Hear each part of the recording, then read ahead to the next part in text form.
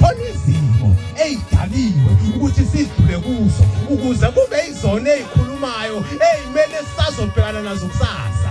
Yabona lesigebengu khona sibamba inkunzi esingasadingi ukuthi sikutshele ukuthi ngizobamba inkunzi.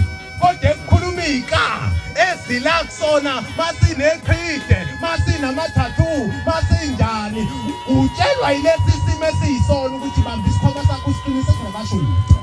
Nathi kukhona izimo esiphosa kakuza amadimoni nomubi oyesesaba singakasho lutho. Abona ukuthi hawu lo muntu wafelwa ngabantwana wangaliyeka isonto, lo muntu waphelelwa umsebenzi wahlala ekhaya wangaliyeka isonto. Ngabe siphi lesi sivivinyo engathi ngisivivinya ngaso ngoba lezi asedluleka ukuzo zinkulu kakhulu kodwa usamile usalokho elivumo uyazi.